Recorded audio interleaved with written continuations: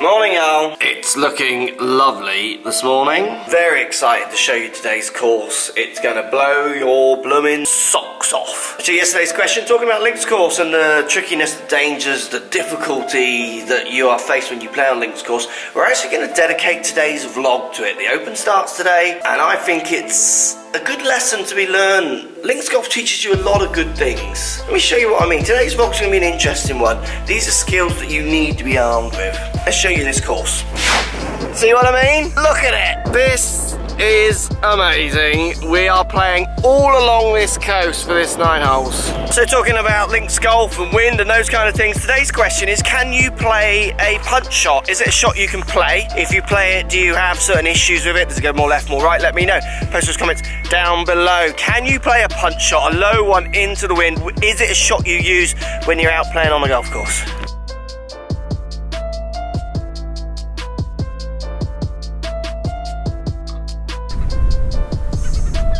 Yardage 146. So one of the reasons why links golf is so difficult is because of its exposure to the elements. So 146, Matt, makes you think of a number in your head. So for me that's like an 8 or a 9. 8 more for me, 9 or wedge for you probably. Yeah, 9ish, yeah. But with this wind into off the right, it's not as easy just to pick that number. You have to start thinking creatively, don't you? Yeah, totally, yeah. I'm thinking more a low 8 now.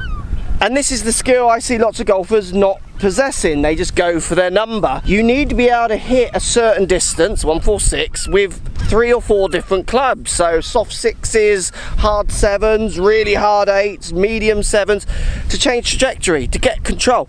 And with each one of those shots, you'll have a different shape that you might produce. You need to understand how to control that shape with the different swing speeds and club paths that you might dictate when you move in ball position around those kind of ideas. What links golf does better than any other golf is it really asks challenging, skillful questions, which even the best players, when they're playing average, you'll see in the Open, if the weather hits and the wind blows and the rain comes, you'll see some world-class players having some massive numbers, because if you're not on your game, these shots are tough. It makes it harder.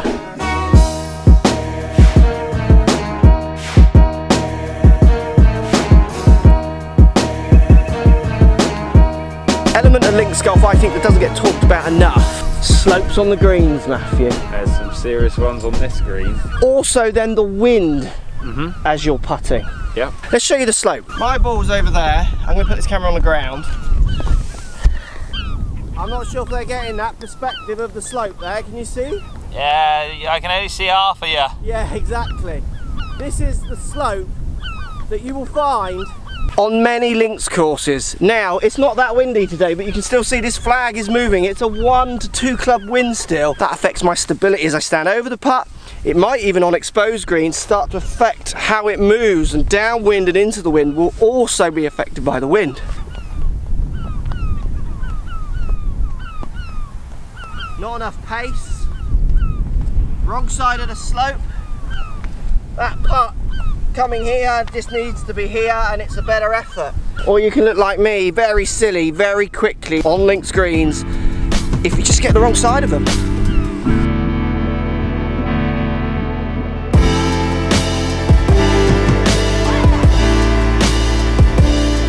Let's talk about some knockdown basics. This has been done a lot. There's nothing really new here, but let's just go over some kind of punch shot basics for anyone who wants to kind of get the best out of hitting a low shot. So, back ball position, Matthew. Yes.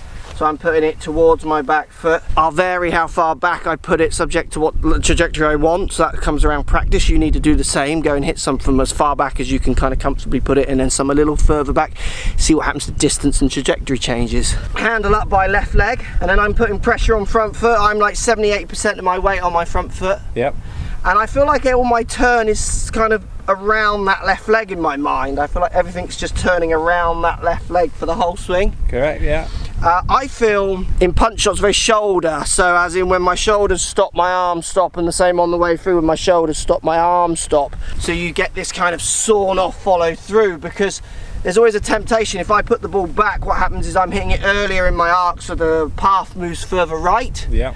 So I'm worried I'm going to draw it, so there's this kind of element of holding off feeling on the way through that I get.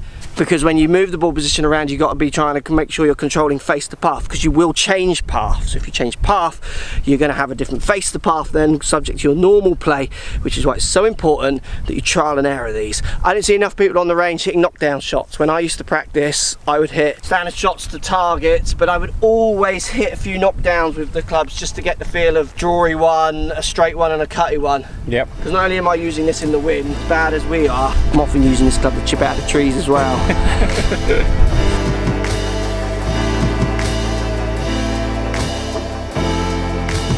The wind makes you second guess, and when you second guess with loads of slopes around, it really starts playing on golfers' minds. It does indeed, yeah. Just to give you an example, this shot here with no wind and no ocean drop off is like a 125-yard pitch. It's simple as. You put the wind there, you put the drop offs. Obviously this is severe, but at links courses, certainly Open Championships, you're going to get drop offs that if you miss on the wrong side, you just simply can't up and down on.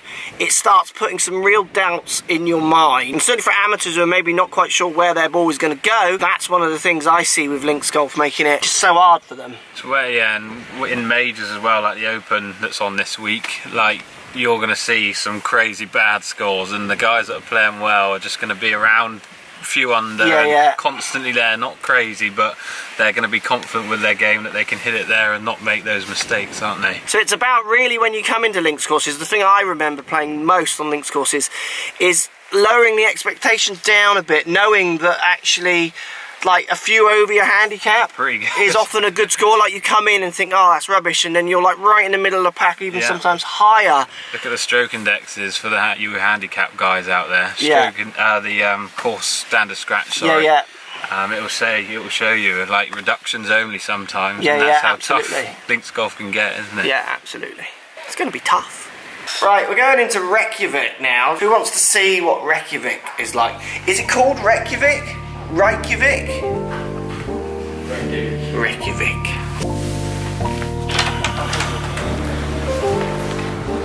Ryan, little.